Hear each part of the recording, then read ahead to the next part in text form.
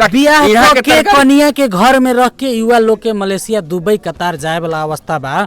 अपने कैसे गारंटी करे सके युवा लोग के कि अब विदेश ना जाए के पड़ी, अपन कनिया के छोड़ के लोग के बियाह के गौना के ले आके घर में रह के विदेश जाए पड़े वाला अवस्था वो अवस्था ना आया। अब हम जौन रुआ कनी है हमने के मूल आधार बा कृषि का आधुनिकीकरण हिसाब से हमने क्या गाड़ी बढ़ावता नहीं सन, तो एकदम अपना कनिया के साथ रह के यहाँ काम करके अपना घर में रह के अपन परिवार सुखी संपन्न रख सकता।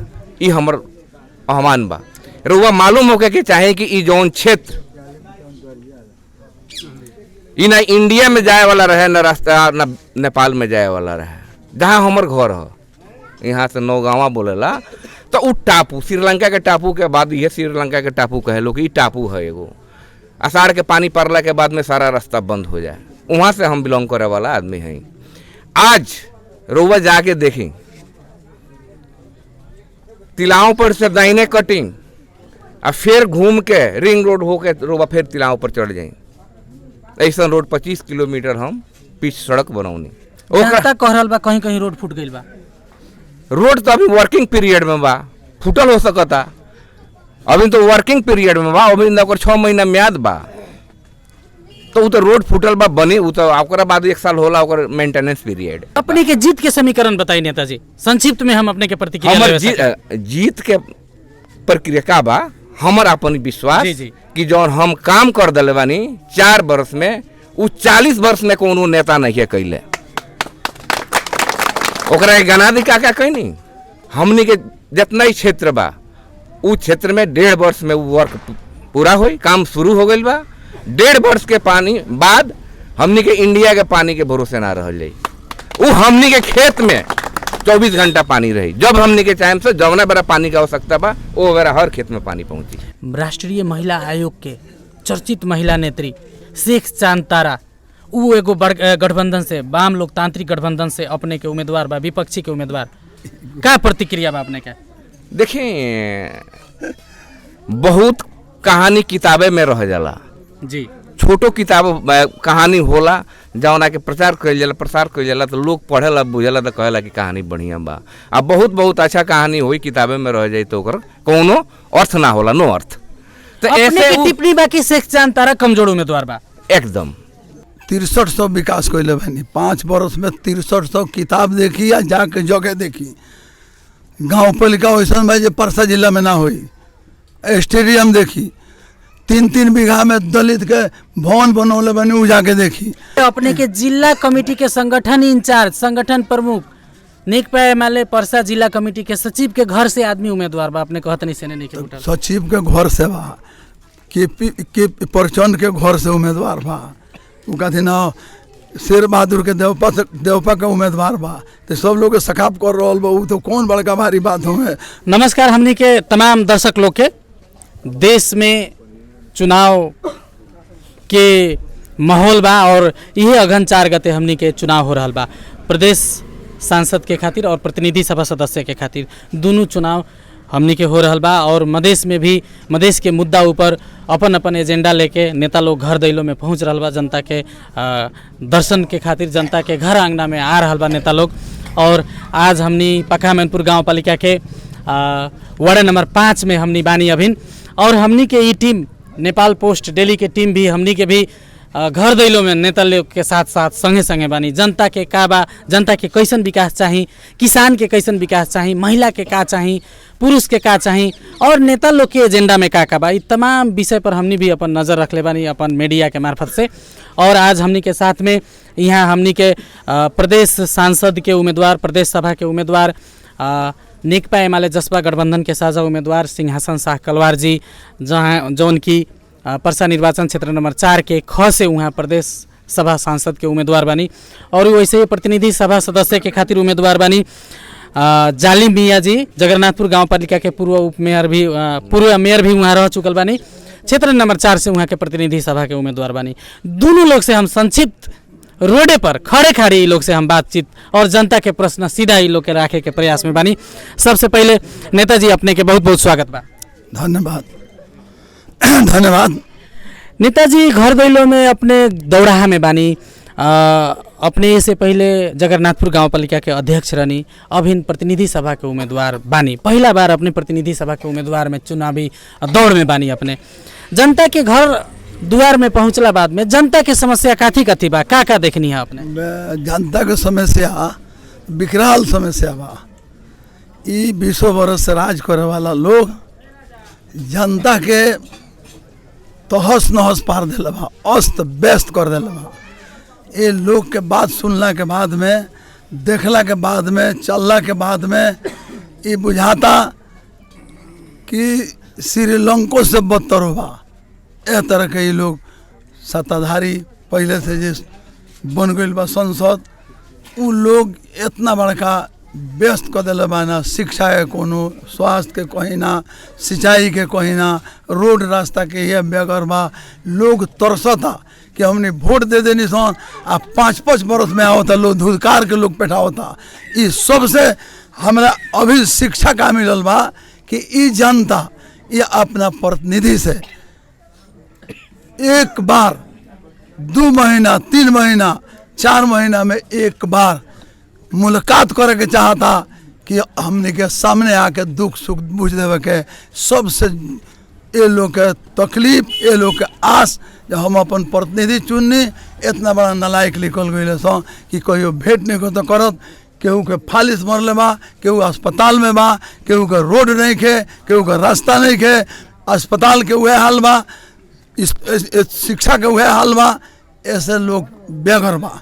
तो जालिम जी अपने खुद साता में रहनी है, इससे पहले जगन्नाथपुर गांव पालिका के अपने मेयर रहनी, अध्यक्ष रहनी जगन्नाथपुर गांव पालिका के, अपने के पार्टी भी सरकार में रहे। वो बेरा अपने का कहनी, अब अपने जीत ले हम तो का करें, जनता कैसे विश्वास हो ये बात में? अब हमने के मुखिया रहनी तो जगन्नाथपुर के बात भरसक बहुतो लोग गई हुई। अब 6300 विकास कैले बनी, 5 बरस में 6300 किताब देखी या जाके जगह देखी। गांव पालिका वैसा भाई जो परसा जिला में ना हुई।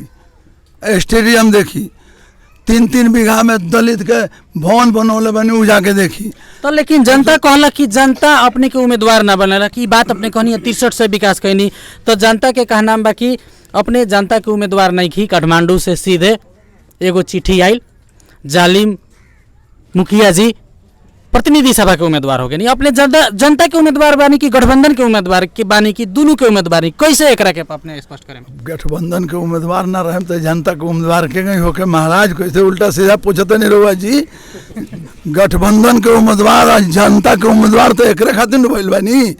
जनता के चाहना बा कि जालिम मियाँ जगन्नाथपुर के देख के एगो मुखिया रहे तो ये काम कैले। आज वो लोग के पूरा गलती कोयला के उपज जालिम मियाँ के लोग जहाँ जाए रहुआ पूछत हो गए, हमनी से बेसी रहुआ मालूम होत हुई। लोहर बा जैसन लोग के भगाई, माटी तक ले गाँव हुई, माटी के भिड़का एगो रमेश रिजाल जी बारे माटी के भिड़का ना धोले हुई है। तो इतने बड़के गठबंधन के अपने हल्का रूप में लेता नहीं, 5 दलीय गठबंधन बा उन लोग के साथ में, नेपाली कांग्रेस ऐसा विशाल पार्टी जौन गठबंधन के लोग वाम लोकतांत्रिक जौन गठबंधन बा ओकर नेतृत्व कर रहा बा, उ लोग सत्ता में बा अभी। और इतना बड़का पार्टी के गठबंधन से अपने सीधा टक्कर में आ गए बनी। गाँव पालिका के अध्यक्ष से अपने के अनुभव भी नहीं के, प्रतिनिधि सभा के चुनाव लड़े के उ लोग अनुभवी नेता लोग भी बा, अपने सीधे उधिया जाए कहता लोग। उ लोग कहता गठबंधन के नाम लेनी हो जी, वो खाली नेता के गठबंधन हो। जनता के गठबंधन तो हमने केपी ओली संगे बा, एक गठबंधन संगे बा, ई गठबंधन संगे जनता के गठबंधन बा। और वो लोग के तो नेता संगे गठबंधन बा। उ लोग से डराए के कहते नहीं कि वो डरा के वो गठबंधन 5-5 आदमी बनौले बा। हमनी से डरा के तरह हुआ बोलते नहीं महाराज, वो तो हमनी से डरा के गठबंधन वो अपन बनौले बा। हमनी के तो जनता साथ में बा, जनता से गठबंधन बा, जनता से हमनी के प्रेम बा। ये काम बा नेताजी अपने के लग रोकनी है। अब रोबा कहनी हो कि रोबा एके बेर नइखी लोन ले। हम तो ई सभी लोग के बखरा वोट मांगले बानी। ई सब बेईमान सन के बात समझ ले बन जे बेईमान काम ना करिया सो वो के मारू न हमरा के लोग चिन ले बा जे जालिमे के जरूरत बा क्षेत्र में। ई लोग के बिहार से हवा से भगा के भेज दिए, ई जनता के चाहना बा। अच्छा, अपने के जीत के आधार का बा और अपने के केंद्रीय कमेटी के काल नेकपा एमाले जसपा के गठबंधन के नेकपा एमाले के घोषणा पत्र भी आइल बा। एकरा अलावा अपने के घोषणा पत्र में स्थानीय एजेंडा सब कौन कौन बा अपने के? स्थानीय एजेंडा तो है सब न हो, जनता के दुख सुख, जनता के समस्या, जनता के घर दैलो, जनता के कहाँ घर नहीं के कहाँ ओकर समस्या बा, शिक्षा बा, स्वास्थ्य बा, पहले कहनी हो सिंचाई बा, खाद नहीं के मिलत, तलब नहीं के मिलत, बैंक कंगाल हो गई, श्रीलंका बने जाता। एकरा से बचाव खातिर तो केपी ओली न बाड़े हैं, ये गठबंधन न बा हैं, ये गठबंधन उहे खातिर बा। आम जनता कहता है ये एकल सरकार 5 बरस के केपी शर्मा ओली गठबंधन जौन हमने के जसपा से बा, ये गठबंधन ही देश के कल्याण करी। ना तो ये श्रीलंका बना दिए सब, तेल के भाव 200 रुपया तेल के भाव, देश के आर्थिक टाट पलट जाइए अपने कहे के चाहते हैं। देश के आर्थिक टाट पलटी, राष्ट्रीयता कायम रही। नेताजी एगो बात बताई, एक तो अपने लोग के गठबंधन में 2 गो दल बा, जसपा आ नेकपा एमाले, उ गठबंधन में 5 गो दल बा, और एकरा अलावा अपने के गठबंधन में सेन फूट गई बा कह के अपने के विपक्षी लोग के भी बात अपने अंतर्वार्ता रेडियो में सुननी है कि अपने के गठबंधन में सेन फूट गई बा, जिले के तह के नेता लोग के घर से उम्मीदवार बा, तो वोट तो कुछ कट रहा बा, अपने लोग कमजोर पड़े कि विधायक जी कमजोर पड़ी है कि का बा अपने के अवस्था? ये सभी बात गलत हो। सेन फूटे वाला जो कहता न वो होवे सबसे जलाद, ओकर डफलिए में वैसन कि बोली का आ करी का, ये सब भरम छीटे वाला हो। हमने के तो गठबंधन उतना कायम बा कि फूटे कहता नहीं, जे फूटी वो देह लेके अपने फूट गई। कैसे अपने के जिला कमेटी के संगठन इंचार्ज, संगठन प्रमुख, नेकपा एमाले परसा जिला कमेटी के सचिव के घर से आदमी उम्मीदवार बा, अपने कहत नहीं सेने नहीं के उठल? सचिव के घर से बा, के प्रचंड के घर से उम्मीदवार बा, वो कहते ना शेर बहादुर के देवपा के उम्मीदवार बा, तो सब लोग के सखाप कर रहा बा। वो तो कौन बड़का भारी बात हो है, रुका देखा नहीं कहते ना प्रभु शाह के सिंडिकेट थमा दे, हमने के भूसाल बड़े उनका के थमा दे, कौन बड़का भारी मुल्ला के ये कौन बड़का सचिव पद बाजी हैं, एक से कौन फर्क पड़ेगा बा, वो अकेला पड़ जाए हैं। नेकपा एमाले के सब नेता लोग, हमार प्रश्न बा, नेकपा एमाले के सब नेता लोग ये गठबंधन के साथ में बा कि ना बा? अपने भी जिला के 100% बा, 100% बा। जी बहुत बहुत धन्यवाद। वहाँ के क्षेत्र नंबर 4 परसा निर्वाचन क्षेत्र नंबर 4 के प्रतिनिधि सभा के उम्मीदवार जालिम मियाँ जी रहनी है, और यहाँ बहुत घर दैलो कार्यक्रम में एकदम भीड़ भाड़ के साथ में यहाँ उपस्थित भइल बानी, यहाँ बहुत भीड़ बा, और यहाँ के स्थानीय लोग, युवा लोग भी हमनी के छलफल सुन रहा बा। वही लाख हमनी के प्रदेश सांसद के उम्मीदवार परसा निर्वाचन क्षेत्र नंबर 4 के ख से प्रदेश सभा सदस्य के उम्मीदवार और न्यू वर्तमान प्रदेश सांसद भी वहाँ अभिन बानी सिंहासन जी, जिनकर दावी बाकी हम विकासवादी नेता हैं, हमार विकास पर हमरा वोट मिली, युवा के रोजगारी दे हम ओ पर हमरा वोट मिली, कृषि के सुधार करम हम ओ पर हमरा वोट मिली कह के वहाँ दावी कर रहा बानी। उनकर भी संक्षिप्त प्रतिक्रिया हम लेवे के चाहें। सिंहासन जी अपने के हमनी के छलफल में बहुत बहुत स्वागत बा। धन्यवाद। अपने के गठबंधन जिताई जसपा पार्टी बरियार बा, नेकपा एमाले पार्टी बरियार बा परसा जिला में, लेकिन ओमे सेन फूट गई बा कह के अभिनय हम बतियनी है जालिम जी से भी। गठबंधन पर अपने के कितना विश्वास बा, गठबंधन अपने के जितावे सके कि ना? नेकपा एमाले जसपा पार्टी में उतना दम बा कि जालिम जी के और सिंहासन जी के फिर प्रतिनिधि सभा में उनकरा के और प्रदेश सभा में अपने के पहुँचावे सके कि ना सके गठबंधन? एकदम 100% पहुँचाई। हमारे कहे के मतलब का बा कि गठबंधन रोवा जिला के सचिव कनी है नेकपा एमाले के, उ नखन नु कइले। गठबंधन नेकपा एमाले और जसपा के राष्ट्रीय अध्यक्ष लोग कइले बा। तो ईमानदारी नहीं के होके सक रहल नेताजी? ईमानदारी के जहाँ तक बात बा, व्यक्ति पार्टी ना होला, पार्टी पार्टी होला। जे ईमानदारी नहीं के बरतत ऊपर हमने के बात हो रहल बा। अब नेकपा एमाले के नेताजी लोग से बात हो रहल बा कि रोवा लगन एकरा के संभाली, ना संभाले रास्ता निकाली। कार्यकर्ता केने जाई? कार्यकर्ता साथे बा, कुछ कार्यकर्ता बाद की जब थोड़ा अगल बगल बा, लेकिन वो भी ट्रैक में आवे वाला अवस्था बा। देखी कितना दिन में आवता। हमनी के प्रतिनिधि सभा सदस्य के उम्मीदवार जी यही जबानी, यहाँ की जिम्मेवारी बनता। अगर जसपा से कुछ होता तो हमारी जिम्मेवारी है, नकपा एमाले से होता तो यहाँ की जिम्मेवारी है। अलग अलग होमवर्क कर रहा बानी हमनी के सूचना बा, अपने लोग नेता लोग दिन में घर दैलो, रात में अलग अलग होमवर्क कर रहा बानी। हमनी में वैसा नहीं है, हमनी में नहीं है। अब जैसे दोस्त कुछ लोग जौन कनी है वो बा ओकर बा वो अपन अलग अलग कर रहा बा, लेकिन हमनी के 2 आदमी में जहाँ तक हमारा अनुभव अभी तक के कार्यशैली से अनुभव बा, हमरा विश्वास बा कि हमनी में कोनो गड़बड़ नहीं है। पूरा नेकपा एमाले या जसपा अपने लोग के इस साझा गठबंधन के उम्मीदवार के साथ में बा। राष्ट्रीय महिला आयोग के चर्चित महिला नेत्री शेख चांद तारा वो एगो गठबंधन से वाम लोकतांत्रिक गठबंधन से अपने के उम्मीदवार बा, विपक्षी के उम्मीदवार, क्या प्रतिक्रिया बा अपने के? देखिए बहुत कहानी किताबे में रह जाला जी, छोटो किताब कहानी होला जौना के प्रचार कइल जाला प्रसार कइल जाला तो लोग पढ़ेला बुझेला तो कहेला कि कहानी बढ़िया बा। अब बहुत बहुत अच्छा कहानी हुई किताबे में रह जाई तो ओकर कोनो अर्थ ना होला, नो अर्थ। तो अपने ऐसे के टिप्पणी बा कि शेख चांद तारा कमजोर उम्मीदवार बा, एकदम उनका के कमजोर नहीं कहत, वो एगो उम्मीदवार है, वो जीते के हौसला लेके आयल हुई हैं। लेकिन यहाँ के जनता जनार्दन हमर जौन कार्यशैली 4 वर्ष के रहल, कहे के तो 5 वर्ष भइल, हमर कार्यशैली जौन 5 वर्ष के रहल 4 वर्ष के रहल उ सब जग जहार बा। रउआ मालूम होके के चाहे कि ई जौन क्षेत्र ई ना इंडिया में जाए वाला रहे, न रास्ता न नेपाल में जाए वाला रहे, जहाँ हमर घर है यहाँ से नौगावा बोलेला तो उ टापू श्रीलंका के टापू के बाद ये श्रीलंका के टापू कहे लो कि टापू है एगो, आषाढ़ के पानी पड़ला के बाद में सारा रास्ता बंद हो जाए। वहाँ से हम बिलोंग करे वाला आदमी हैं। आज रउआ जाके देखें तिलाव पर से दाहिने कटिंग और फिर घूम के रिंग रोड होके रउआ फिर तिलाव पर चढ़ जाए। ऐसा रोड 25 किलोमीटर हम पिच सड़क बनौनी। जनता कह रहल बा कहीं कहीं रोड फूट गइल बा। रोड तो अभी वर्किंग पीरियड में बा, फूटल हो सकता, अभी तो वर्किंग पीरियड में बा, अभी 6 महीना म्याद बा, तो तो रोड फूटल बा बनी, तो ओकरा बाद 1 साल होला ओकर मेंटेनेंस पीरियड, तो ओकर कोनो टेंशन ना, फूटल होई। लेकिन हमरा देखे तो कहीं नहीं के फूटल। तो एक हमनी के डेली सुनी जी, हमनी के डेली उहे रोड होके आवत है से जाता है, कहीं फूटल तो ना लोकल हो।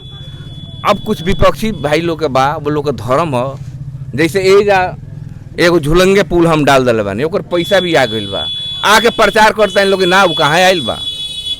पालिका में 6 महीना हो गए पैसा आइले, अभी तक पालिका टेंडर ना कैलक। अगर टेंडर कर दिल रही अभी तक काम लग गई रही।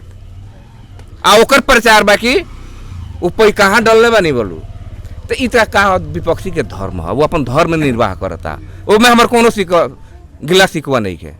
विपक्षी के धर्म है, वो अपन धर्म निर्वाह करता। अपने के जीत के समीकरण बताइए नेताजी, संक्षिप्त में हम अपने के प्रतिक्रिया हमर जीत के प्रक्रिया का बा, हमर अपन विश्वास जी। कि जौन हम काम कर दिले बानी 4 वर्ष में, उ 40 वर्ष में कोनो नेता नहीं है कैले। ओकरा गना दी का कैनी, रोबाई गांव घर में 200 मीटर नाला, 500 मीटर रोड ढलान, ई छोड़ दी, ई तो आम बात बा। वो कितना बा कितना वो गरीबो ना करी, लेकिन जनता के एकदम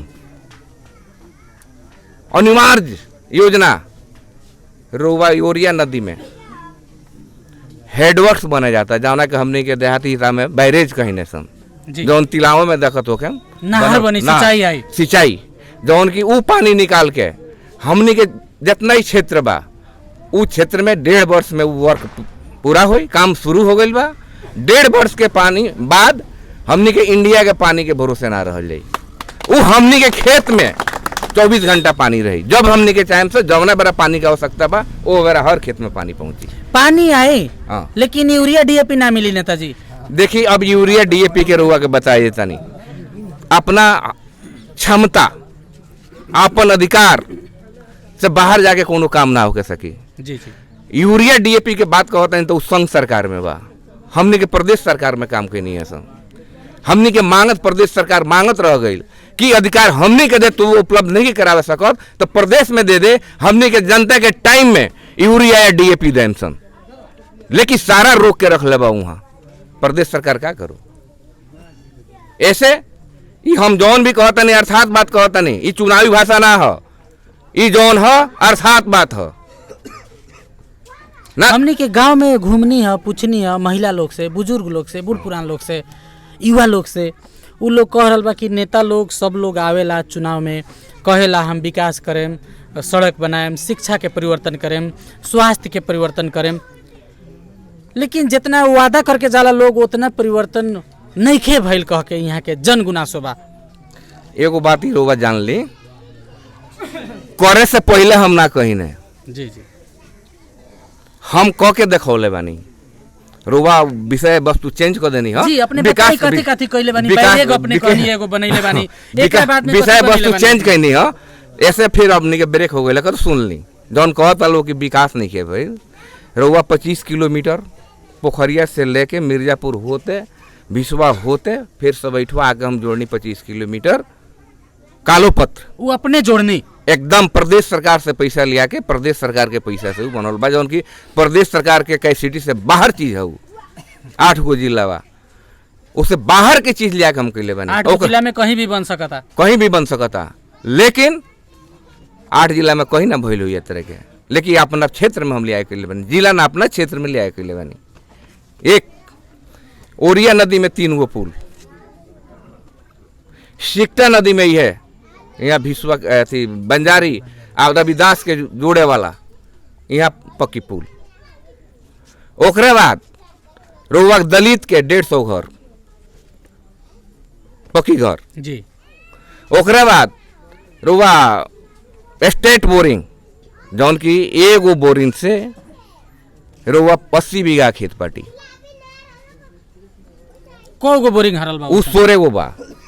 अच्छा नेताजी, बहुत अपने के विपक्षी नेता लोग कह रहल बा, ई तमाम बात बतैनी है अपने, अपने के विपक्षी नेता लोग कह रहल बा कि सिंहासन नेताजी ठेकेदार रहनी, उनका ठेका लेवे के रहे, वही से पुल लेनी, वही से रोड लेनी, एमे कितना सत्यता बा, इहो बात जानता। एगो रोवा बात जानली, रोवा तो मीडिया वाला है, रोवा देश विशेष के खबर रखतानी। ठेका के प्रक्रिया क्या होला? ठेका टेंडर होला, ना टेंडर होला, जौन की आज हार्ड कॉपी नहीं है, ऑनलाइन टेंडर बा। जौन उ टेंडर आह्वान करी वर्ल्ड देखेला, रोवा बीट करे वर्ल्ड देखी, तो उ तो कहीं रोवा डाल सकता नहीं नु, कोनो जरूरी बा कि यही जन डाले। हमर कंपनी रहे, हम कंपनी के संचालक रहनी, लेकिन विपक्षी लोग तो ये कहता ना विपक्षी के उधर में कहबे करी। एगो बात रोवा का करी, हमर कंपनी रहे, हम कंपनी के ओनर रहनी, एमडी रहनी, एमे कोनो दू मत नहीं के। जहिया हम जन प्रतिनिधि भईनी, हमरा के जनता चुन के पठौलक, तहिया उ ट्रांसफर कर देनी। हम शुद्ध विशुद्ध नेता भईनी, जनता के सेवक भईनी, जनता के सेवा करतानी। आज के डेट में इतना जौन विकास कैले बनी अपना क्षेत्र में, यही तरह नहीं न भइल, ओकरे खातिर रातों दिन हम टाइम दिले बनी। हम सबसे बेसी मत से जीतल व्यक्ति हैं। हमरा का लागल कि जनता हमरा पे इतना विश्वास करके मत दिले बा, तो जनता के काम हमरा करे के पड़ी, ना तो हमरा पाप लगी। ऐसे रातों दिन टाइम लेके इस सड़क, पुल, सिंचाई, स्कूल के कंपाउंड मैंने जौन मठ, मंदिर, मस्जिद सब में काम करौनी, जहाँ जौन आवश्यकता है, तो जनता के काम कर ले बनी। हम तो का लगता अब अपने के, अब कहनी अपने की हम काल काम करेनी। सुनी जी जी, विपक्षी कहते रहे कि अपना ठेका लेवे खातिर लेनी, उनका के कह दी। हमरा वो मीडिया मार्फत कहता नहीं कि पहले वो प्रक्रिया जानस, कहीं ना जानत हुई, नाबूझ हुई है, ऐसे वो बात उठावत है। एक खातिर उनका हम दोष नहीं के देत, उनका धर्म बा, कहीं जानबूझ के अपन धर्म निर्वाह कर तो विपक्षी के धर्म होला, वो अपन करी। लेकिन हम विशुद्ध नेता हैं, जनता के सेवक हैं, जनता के सेवा में रातों दिन बनी। ऐसे कौन हमरा उ कंपनी से कोनो सरकार नहीं के। अच्छा नेताजी, ई हमनी के छल फल, ई अपने के अंतर्वार्ता साँझ भी हो रहा बा, हम संक्षिप्त एकरा के छुटियावे के प्रयास में बानी। पूछे वाला बहुत बात बा अभी हमरा लगे। तमाम यहाँ के पखामेनपुर गाँव पालिका वार्ड नंबर 5 के बहुत ढेर सारा युवा जनता लोग हमनी के पीछे से ई छल फल सुन रहा बा। अपने उम्मीदवार बानी, यहाँ वोट मांगे आयल बानी, अपने कहनी है कि हमारे काम के आधार पर जनता हमरा के आशीर्वाद दी, फेन एक बेर फेन हमें चुनी। अपने ही के गाँव में, अपने ही के गाँव पालिका के एक जनी औरो कैंडिडेट बानी, वहाँ अपने के काफ़ी वोट कट रहल बा कह के हमनी के सुने में आयल है। और गठबंधन भी मजबूत नहीं खे, इहो सुने में आयल है। यथार्थ बात का बा अपने के विपक्षी उम्मीदवार जैसे कि एगो स्वतंत्र उम्मीदवार बानी अपने के गांव पालिका से, वैसे ही वाम लोकतांत्रिक गठबंधन के उम्मीदवार बानी सिंहासन शाह कलवार के मतदाता के उ लोग अपना ओरी ताने सकी कि ना सकी, और तमाम अपने के गांव पालिका के जनता अपने के साथ में बाकी ना बा। एगो बात का बुझले, जनता जनार्दन है, जनता के चाहना से ही कोनो नेता जीत सकता। तो ये हमारा ये विश्वास बा कि जौन हम काम कैले बानी, जनता में लगानी कैले बानी, जनता खातिर सुख सुविधा दिले बानी, वो जनता हमरा के जरूर चुनी। और जितना अफवाह बा उ सब बेकार बा। जनता हमारे साथे बा, जनता के आह्वान से हम लड़ल बानी चुनाव, पहले भी लड़ल रहनी, आज भी जनता के चाहना से लड़ल बानी, और जनता हमारे साथ दी, ये हमारा पूर्ण विश्वास बा। अच्छा नेताजी, रोडो बन गई, पुलो बन गई, कहनी है सिंचाई के बैरेज के भी काम हो रहा बा, युवा लोग हमनी के छूट गई है इस छलफल में, और किसान लोग वैसे ही बूढ़ पुरान लोग, युवा लोग के खातिर अब नया एजेंडा कथी बा? हम भी पूछा तनी अपने से। हाँ, ये बात तो हमको युवा लोग सब लोग विदेश जा रहल बा, कुछ रोजगारी नहीं के, कल कारखाना नहीं के। अच्छा बात पूछनी है रुआ, देखिए आज सबसे बड़का भारी चीज बा बेरोजगारी। रुआ देखत हो क्या, ये गो करार के जागिर कोनो वैकेंसी निकलता, अगर 100 गो सीट बा तो 1000 एप्लीकेशन पड़ता, ये प्रमाणित करता कि बेरोजगारी ज़्यादा बा। हमने के सबसे पहले हम रोड पुल ये सब कहनी, अब सबसे हमारा एजेंडा बा स्वास्थ्य, शिक्षा, कृषि आ युवा के रोजगार। कैसे दे हम युवा के रोजगारी? युवा के रोजगारी एकदम सिंपल चीज बा।